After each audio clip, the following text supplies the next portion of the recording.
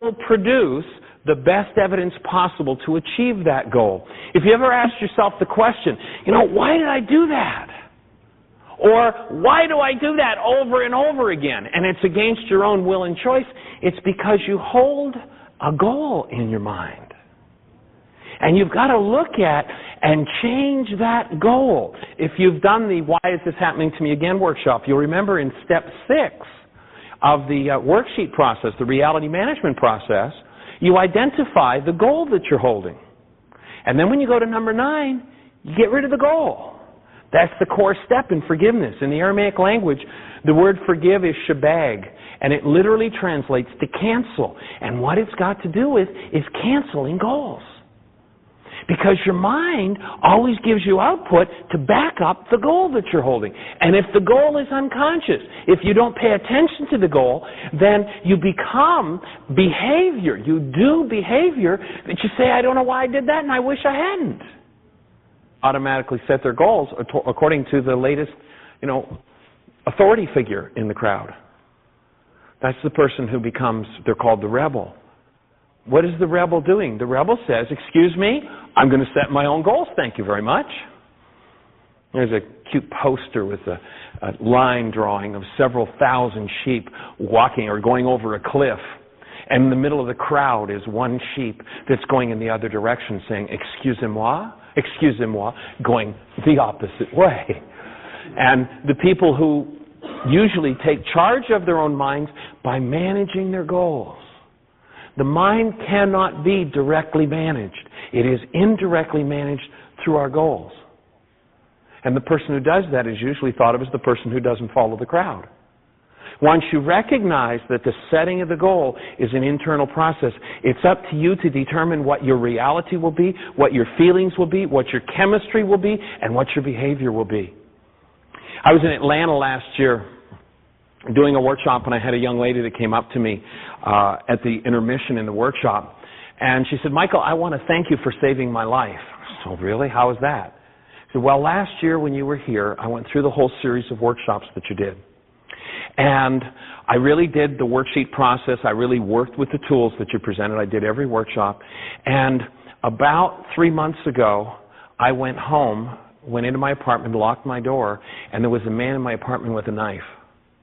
And he had the knife at my throat and said he was going to kill me. And she said, I had no doubt he was serious, and he was intending to proceed with that act. And she said, I was just terrified, and then all of a sudden she said, I don't know why, but something clicked inside of me, and I could hear you saying, the filter to set is love. And she said, I started to move in that direction. I started to think about that, and as I did, I looked at this man, and I looked in his face, and she said I could see the terror that he was experiencing. And she said, the minute that I was able to see that terror, she said, all of a sudden, I don't know what happened, but she said, I was just flooded with compassion. What happened? She said, a filter. The chemistry in her body changed. She said, I was just flooded with compassion. All of a sudden, it wasn't about me being killed anymore. I could see the terror in the pain in his eyes.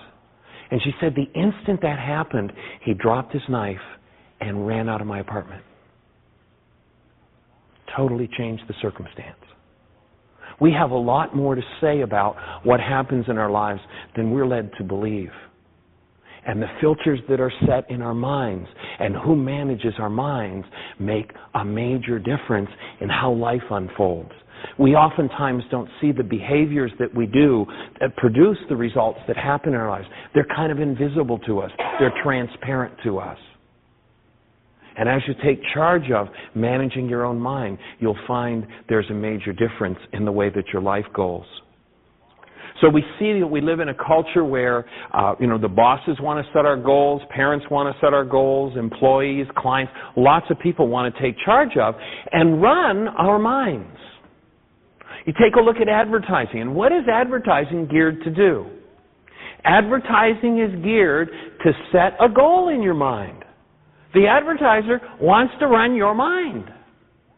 And if your mind is open and that goal is set in your mind, You may not realize why the next time you walk into the store, you just happen to walk over and pick up this particular brand. But it was a goal that was unconsciously set in your mind that when you walk into the store is triggered by the presence of that product and you buy. Guard the portals of the mind, the Greeks said. They did have that piece of the puzzle very well in place. They had a very good understanding of that. And if you allow others to frame your goals, and you unconsciously, not knowing the difference between framing and setting a goal, you unconsciously set the goal, what will happen is you'll do behavior. Anybody here ever feel powerless? You'll feel powerless. Because it seems like your behavior is at their beck and call. This is the seed and the root of most resentment. When we feel powerless, we resent the person who we say is running our life. But in fact, they're not running our lives at all. All they've done is frame a goal for us. If we've never taken charge of setting our goals ourselves, then it seems they run our behaviors. And we're controlled by someone else. We're controlled because we turn our power over instead of taking charge. And so those feelings of helplessness and powerlessness and resentment come about as a result of our refusal to be responsible for the output of our own minds. And so every behavior that you have ever done comes from holding a goal in your mind.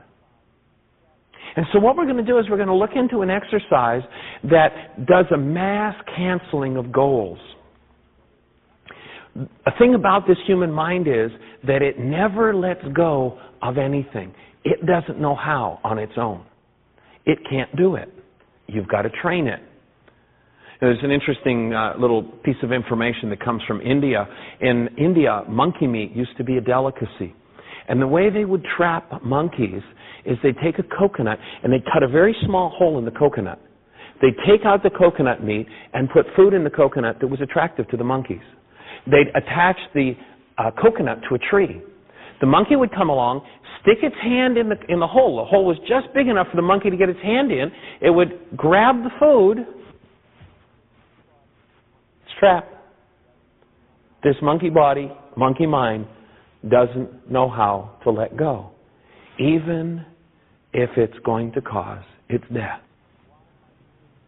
If you've ever said to yourself, why am I doing this again? What's going on? I thought I said I was never going to do that again. Well, you can say I'm never going to do that again until the cows come home, but if the unconscious goal to do that behavior remains in your mind and is never forgiven, is never canceled, then every time that goal is triggered into activity, you'll do that behavior and you'll go, oh, why am I doing this again? I'm doing it again because I'm not in charge of or in touch with what's going on in my own mind. And this mind does not know how to change itself. There are only two ways to get rid of a goal once it's set. The mind never forgets. One way to get rid of the goal is to achieve it. Once you've satisfied the goal, it's finished. The second way is to cancel it. But if you set a goal and you don't purposely cancel it and never achieve it, that goal will always be there to drive your behavior.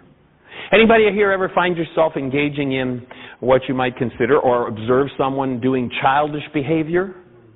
You say, oh, why am I so childish at times? Or, something just comes over me. There's this person that when I'm around them, all of a sudden I do things I don't normally do. What happened? Or this person in your life who they've got goals from childhood that have never been canceled and never been achieved. And so if they're in an environment, like a person who maybe reminds them of Dad, and they've got an uncanceled goal about Dad, that goal is activated, and all of a sudden they're behaving just like they did when they were 3 with that goal held in their minds. And so it becomes imperative to go back and clean up all of our old goals. Because every goal that you hold is a stressor in your mind. Remember the definition of stress, the difference between the way I want it to be and the way it is, or the way I see it. So as long as I hold goals in my mind that cannot be achieved at the moment and are not canceled, I'm under stress. I've had salesman. This workshop is kind of an outtake of our Laws of Living course. It's a 14-day intensive that we do at Heartland. In our Laws of Living course, we teach these principles along with a whole other set in the Laws of Living process. This is kind of a subset of the Laws of Living course. And we had a salesman there a couple of years ago who was a high producer kind of salesman, always out there on the road and doing it. And we did the exercise that we're about to do, and after the next day he came back to me and he's like, I just had the first night's sleep, decent night's sleep, that I can remember in my life. Oh, really? How was that?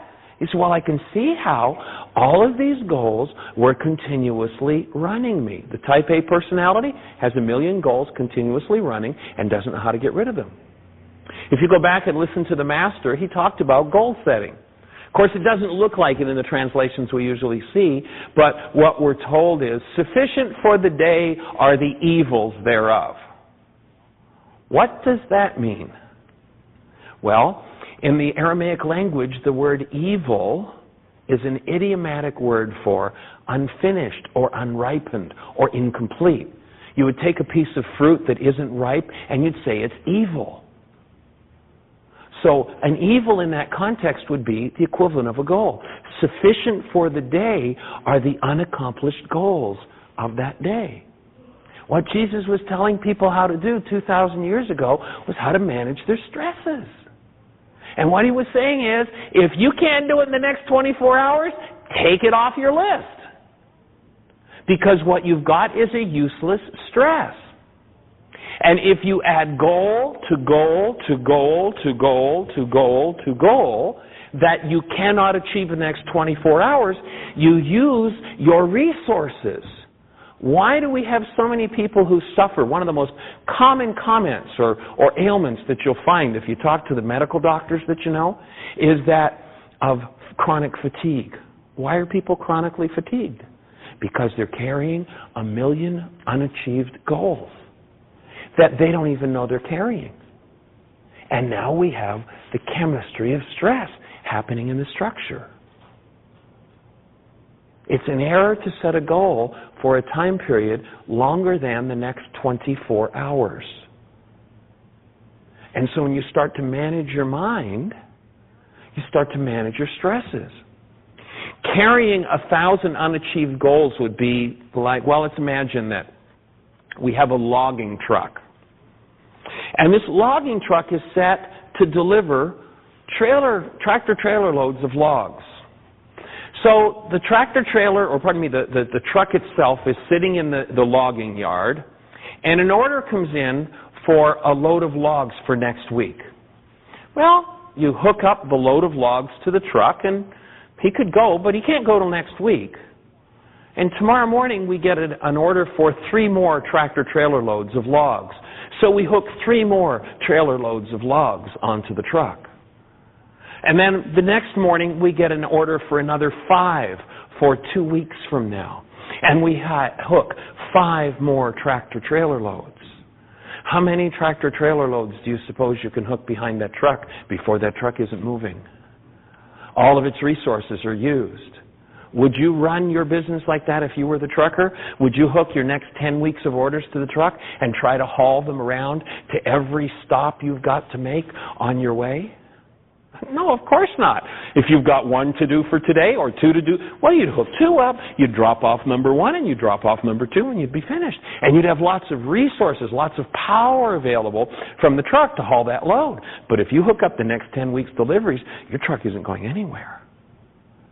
If you hook up goal after goal after goal and don't manage that, then you've just utilized. I see you just striking yourself in the forehead like, oh, I see, I got it, okay. Why are we in overload? Because we're carrying those stressors. The mind is attempting to achieve and directs you to produce that result, and it just consumes the resources. You want to clear out everything that you can't achieve in the next 24 hours, and what you'll find is freshness. What you'll find is a new level of power because you're not loaded down and stressed carrying those goals. So what I'm going to ask you to do now, and if you're at home listening to this video, we'll just ask you to get into a quiet, comfortable position. I'm going to ask you to close your eyes. Why do we suggest you close your eyes? Well, there's an interesting piece of information that came to me via an ophthalmologist friend of mine. And he's really studied how the brain functions in terms of the visual system. And he tells in one of his workshops, this fellow's name is Wayne Farr, and he tells in one of his workshops how the number of estimated molecules in the universe is 10 to the 800th power. 10 to the 100th power. That's the estimated number of molecules in the known universe.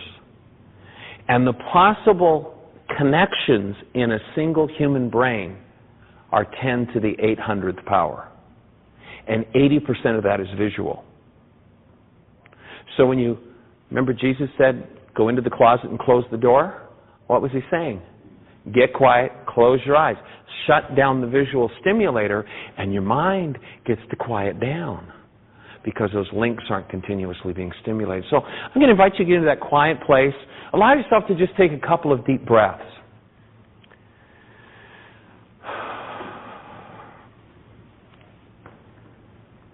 And as you take those deep breaths,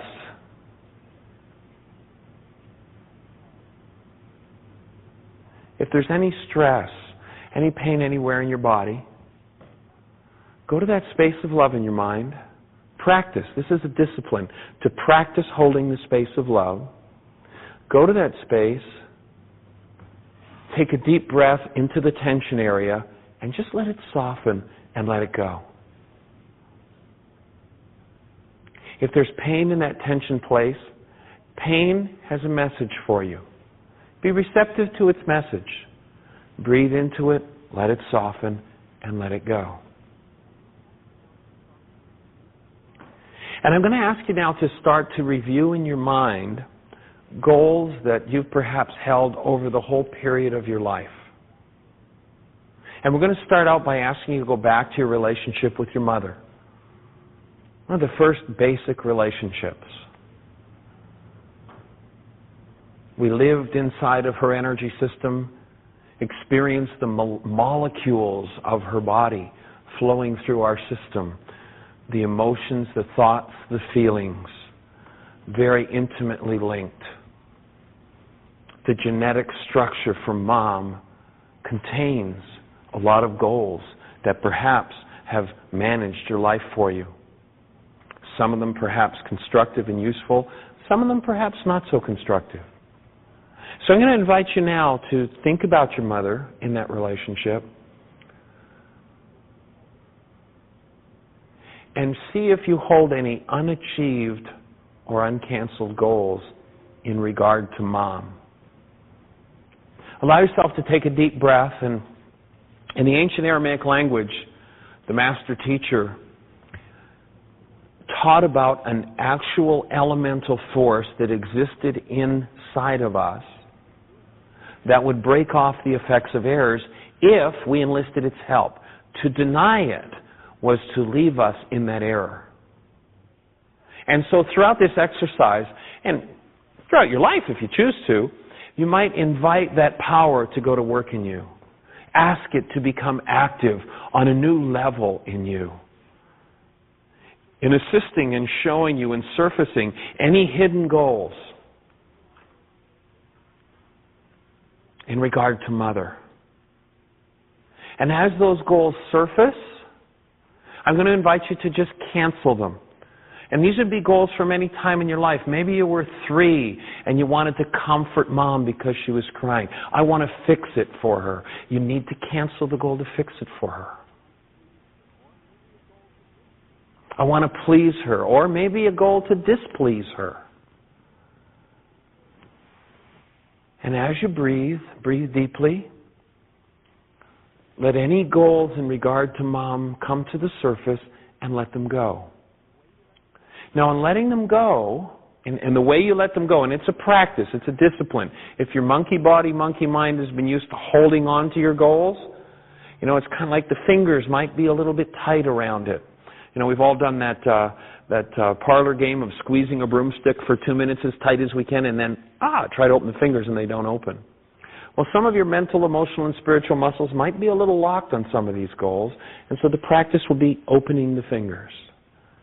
And as you practice with it, it will become easier and easier to let go of goals, to cancel them. And as you do that, it will strengthen one of the spiritual faculties that we'll talk about a little later in the workshop, and that is the spiritual faculty of will. So as you breathe and let go of any goals in regard to Mom, and ask that power, enlist its support in letting go of these goals. And if it's appropriate for you, I'd invite you to set the goal now that that power be available to you to continue this undoing process, to undoing these stressors in your life that we're going to talk about, that you'll uncover, or perhaps some that you're not ready to uncover yet, but that you enlist the ongoing support of that power that in Aramaic was called Ruka Dekudsha, an actual elemental force in our minds that will go to work for us and assist us.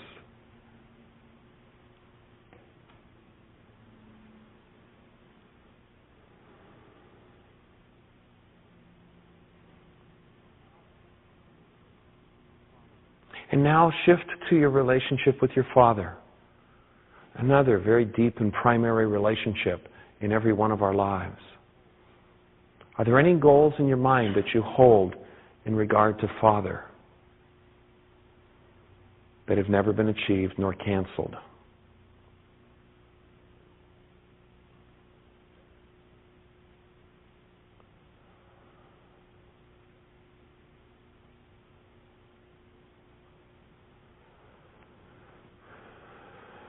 Ask that power to assist you in surfacing any hidden goals, any unconscious goals.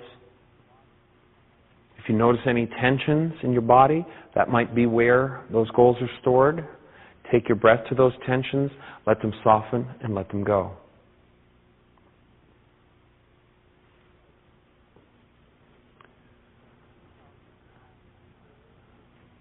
Think of now each of your siblings.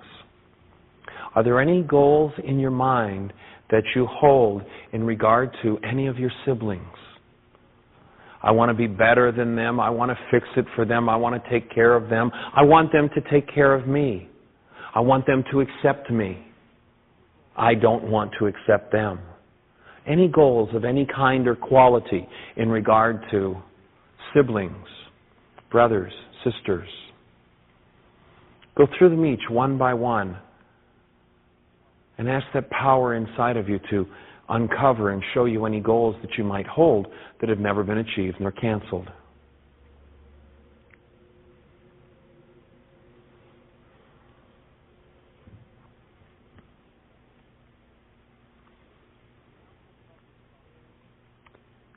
And now think about yourself for a moment. Are there any goals in your mind that you hold about yourself or have held at any time in your life that have never been achieved nor canceled?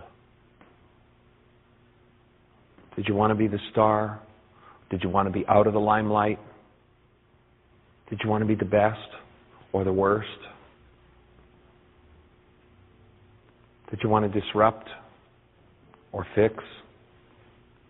Any goals in regard to self? And this act of canceling goals is a mental act that comes from the spiritual self. The ability to cancel a goal is a faculty of the will. If the will has not yet been strengthened and activated, this might seem a difficult process at first. And the practice, it's kind of like you go into the exercise room, the weightlifting room, and you lift weights and you strengthen your muscles. Well, this strengthens the spiritual muscle of will as you cancel goals.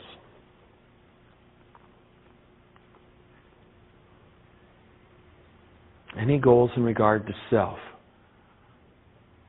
that need to be canceled?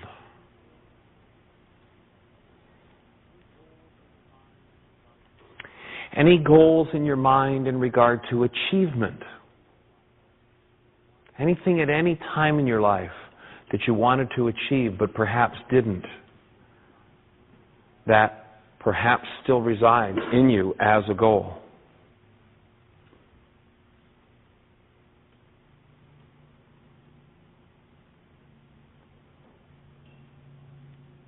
Allow yourself to take a breath and look at those thoughts around achievement. Oh, I want to look good. I want my hair to be perfect. Oh, to be acceptable, my clothes need to be exactly this way or that.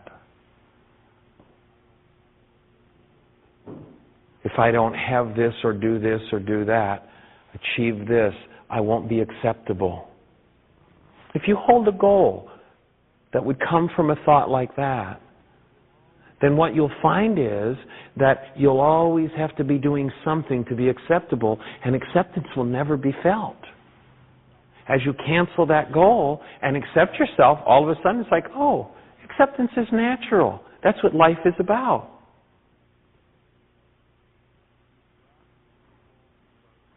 Take a deep breath and let any goals in regard to achievement go. Any goals in your mind in regard to school or education from any time in your life?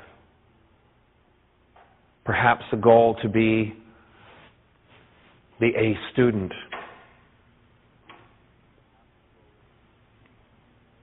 Perhaps a goal to achieve some award or reward in school that never quite came off. Perhaps the goal to get a degree that maybe you have never gotten. Cancel that goal. And you might say, well, but gee, I still think I would like to get that degree. Fine. Then as you cancel it, move it over into the area of plans. I plan to get a degree. And at the appropriate time, set the goals that will support you achieving that plan. But don't set the goal to get the degree. Have a plan to get the degree and manage your mind so that the proper stressors occur at the proper time to produce the behavior that will be achieved finally as getting a degree. So that would look like, well, let's see, I'm going to put in my daily planner that in June I'm going to get the application papers to start in September and take those 3 classes that I need to get. So in your planner, it's now a plan, it's not a goal, on June the 1st, you mark down, and this is what I'm going to do. Now come June the 1st, you get up in the morning. Is the plan to get the degree still there? Yes, it sure is. And is it appropriate for you to go to school in September? Yes, it sure is. Then fine, now you take this plan, this intention, and you elevate it to a goal. Today, I pick up the phone, I call, and I get the papers I need and fill them out and send them in for applying for school. So you do things in an early fashion that create manageable stresses, and stresses at appropriate times. Are there any goals in your mind in regard to church? The goal never to go, the goal always to go. The goal to please the religious leader or displease them. Any goals in regard to church?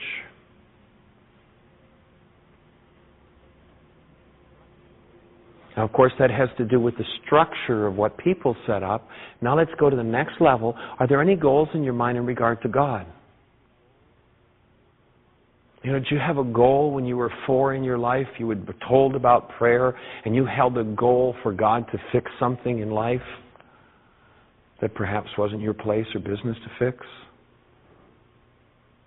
Is that goal perhaps created resentment because it didn't unfold the way that you wanted it to?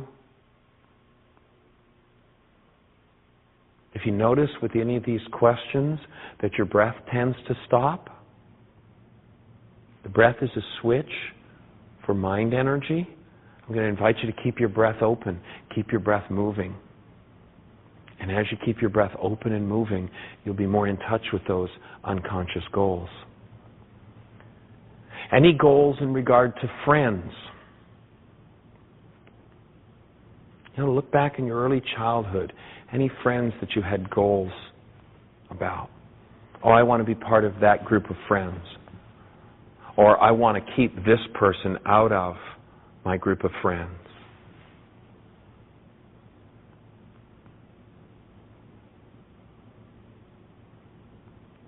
I want to please this friend. Or I did something to displease another friend. Oh, I wish I hadn't done that. A goal. Cancel it. And breathe deeply.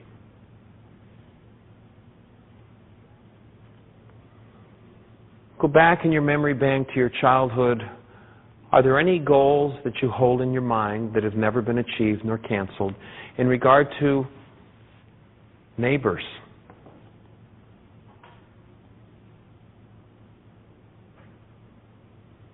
Any goals at all in regard to neighbors?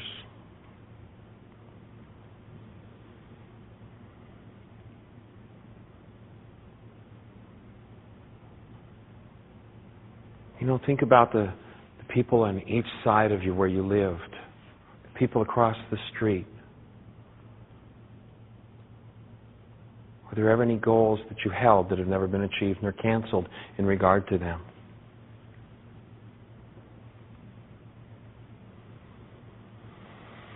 Breathe deeply, soften, and let them go.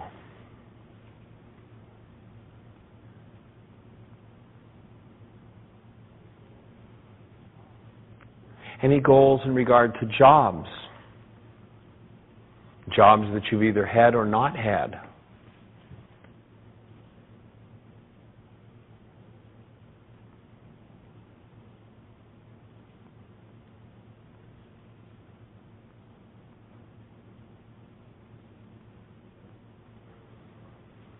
Any goals that you hold in regard to careers that need to be canceled? I need to make this much money. I want to go to this place on the corporate ladder.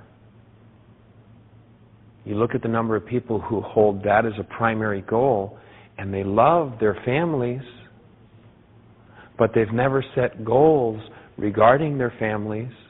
So the goals that drive their behavior keep them at work 18 hours a day, 7 days a week. And when the family confronts them, they say, but I love you and I want to support you and nurture you and care for you. And they're wonderful intentions. But if those things are never elevated to goals, they never enter into behavior.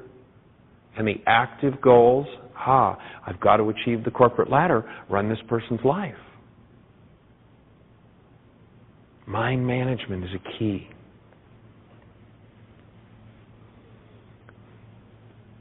Any goals in regard to relationships in your life? People that you've had relationships with that have been intimate relationships, close friendships, spouses, lovers. Any goals that you hold in any of those relationships?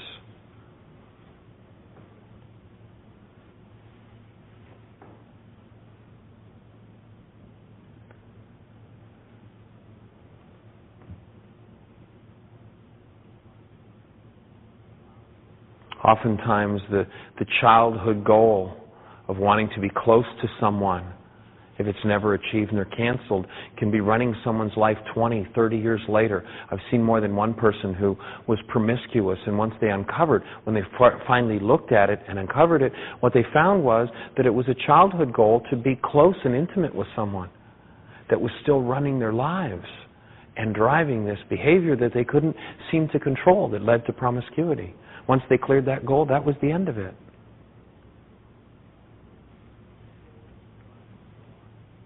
Any goals in regard to your body? The way it looks, the way it feels, its size, its shape, its weight? Any goals that have never been achieved nor canceled?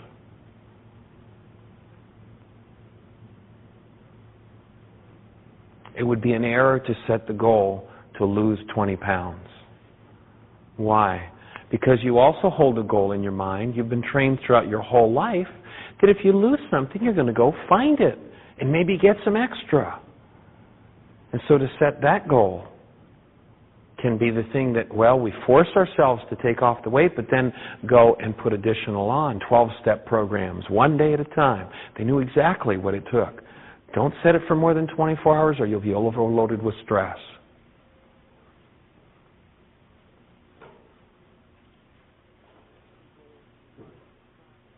Any goals in regard to travel that have never been achieved nor canceled? Gee, when I was a kid, I had this goal to go travel Europe. Is that still a nagging burden in the back of the mind? Cancel the goal. Let go of it. Get rid of the stress. And in an appropriate time frame, go travel Europe. Set the goal as appropriate. Do the steps that are necessary, and you'll achieve the result.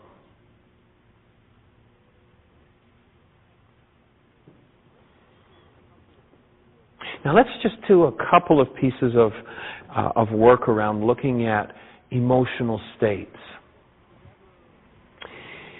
If you've ever, say for instance, found yourself in a fit of anger and said to yourself afterward, I don't know why I did that, or I don't want to do that again. You need to be aware that a fit of anger is the result of a goal. And so I'm going to invite you for a moment to just pick a specific situation in your life where perhaps you've been angry and would rather not have been. And now ask yourself to be shown, ask that you be shown what the goal was that produced that behavior of anger. What was the goal that you held in your mind? That your mind produced a behavior-driving reality called anger.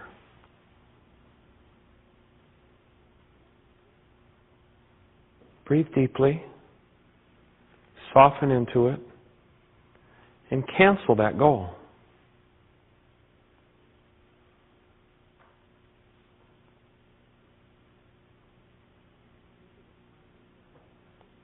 Think of a time when perhaps you've been in fear and wish you hadn't. The mind produces fear because there's a goal. And if fear takes over and the mind of love disappears, and you just enter into a mind that's going to tend to make mistakes. Well, but gee, it was reasonable for me to want to survive. Okay, I agree, it's reasonable to want to survive. But if you hold the goal so powerfully about survival that it triggers fear in you, you just lost the mind of love. And you're going to frustrate your attempts to survive. So you'd cancel the goal to survive. Well, gee, Michael, that seems backward. Yes, it may seem backward, but if it's a stressor that takes you into the mind of fear, remember the first law was keep Rachma and Kuba, keep the loves set in your mind. Perfect love is what will cast out the fear. What will eradicate the energies and the realities of fear, and therefore the results in your life that are produced by fear.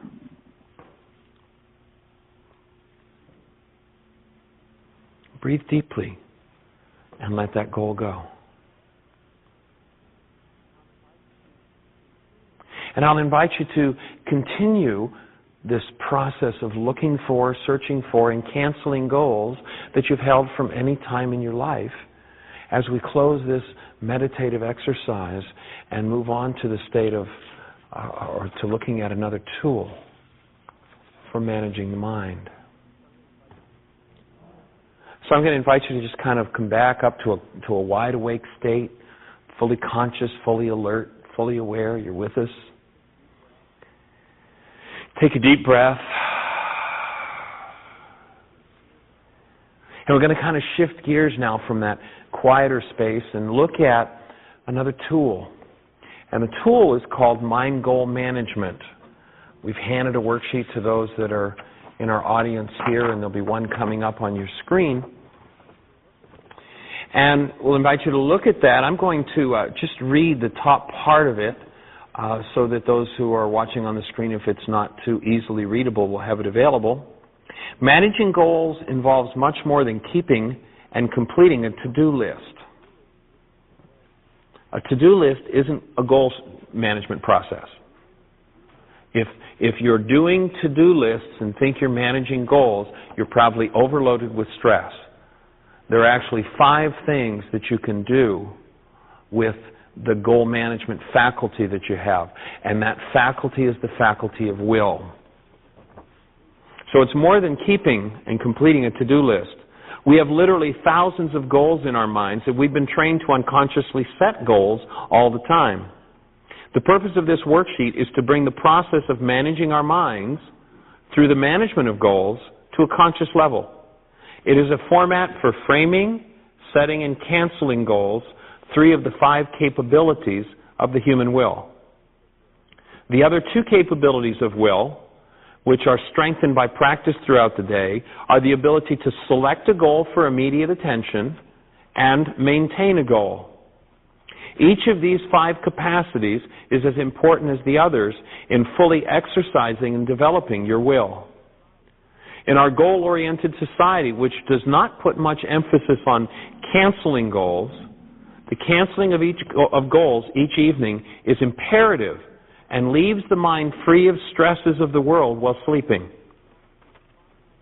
Giving yourself at least 5 minutes to silently focus on love and breathing after goal canceling and in the morning before that will. They haven't practiced strengthening this spiritual faculty. So as you utilize this sheet, it provides a format.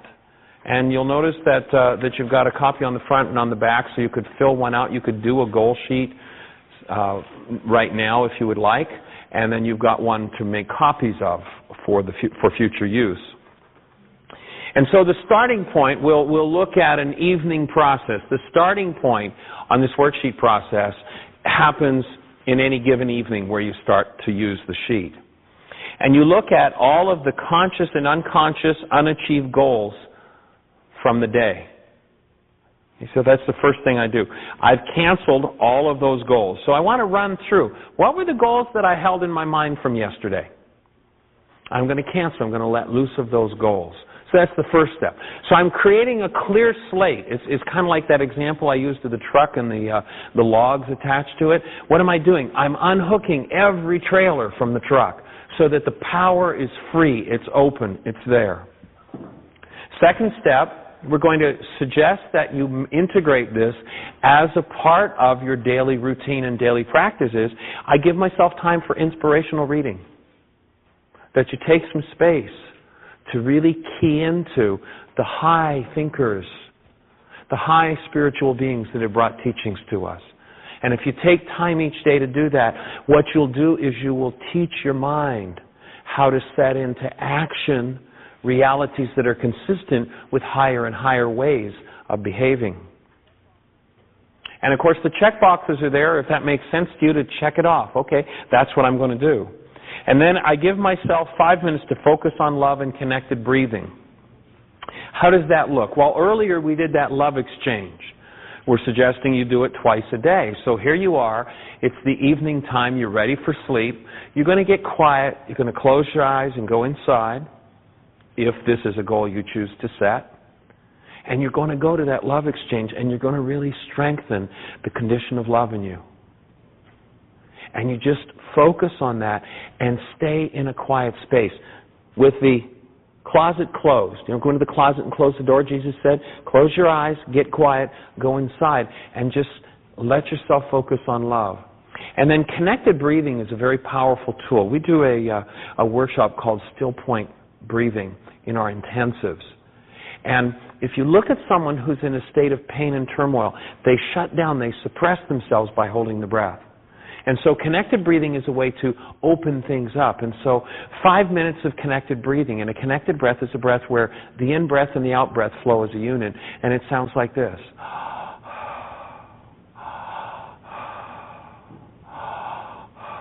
A deep breath that goes deep into your system. So 5 minutes of that. And then the detailed framing of a goal for tomorrow. And you'll see there are room for 4 goals in each section. So what is it that I want to do? I now see. And what you want to do when you're setting the what, that is the first segment there, is you want to look at what's the end result you want to produce. The result you want to produce. What do you want it to look like? Okay? So let's imagine that I've got a desire to have a wonderful meal. So what would the end result be? Well, what I'm going to visualize, the what that I'm going to do, and this is a way to inspire the mind in the direction of producing the result rather than focusing on the work, is I'm going to see myself sitting at the table enjoying this delectable meal. That's the what. Okay? And then the why. What I love about having achieved this result. And you'll notice you're going to speak it as though it's achieved. You want to see the end from the beginning, right at the start. So what I love about having achieved this result is that I've had this wonderful culinary experience that nurtures me. That's what I love about it. And I'm in appreciation for the wonderful food that I'm given that nurtures my body and feeds every cell.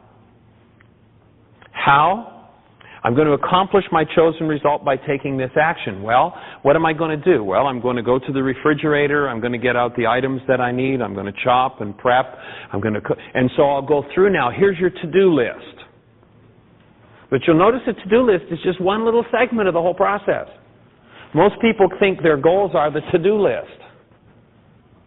That's not it. It's a much more conscious process when you're fully engaged in it. So how am I going to accomplish it? When? I want to set a time frame so my mind can produce the behavior driving realities needed to achieve it in an appropriate time frame. And what you'll find is as you get really keyed into setting your goals, really putting them in place and framing them appropriately and clearly, is that there'll be a level of support that comes to you to produce those results that just seems miraculous. You'll have resources that show up to assist you in producing those results. And the clearer you are with each step, the stronger the vibration, the energy will be that you set up to attract support for producing those results in your life. So when am I going to do it? And now, okay, so this is in the evening just before you go to bed. Now you're going to ask assistance of that inner power. So Ruka's named here. Ruka means the eternal forces from God. And so there's a specific one for human beings, and I'm going to ask for support. So I asked Ruka to assist me during sleep in having clarity and giving me feedback on achieving the goals I've framed. Now you'll notice to this point, you've only framed your goals. You haven't set anything. So you're going to go to bed with no stresses. You cleared the goals from yesterday. You're going to go to bed, have a total clear night's sleep, and you'll have all of the resources available to clarify you and give you feedback on this goal. Then, each morning, as you get up in the morning, you're going to work towards setting, checking, and committing to your goals. So, once again, I give myself time for inspirational reading. Yep, I want to do that. I give myself 5 minutes to focus on love and connected breathing. Yes, I'm going to do that. Each intention carried out by each goal is connected to love. Now here you've got a space for all 4 goals. So you want to check out and make sure you're keyed into love with this goal.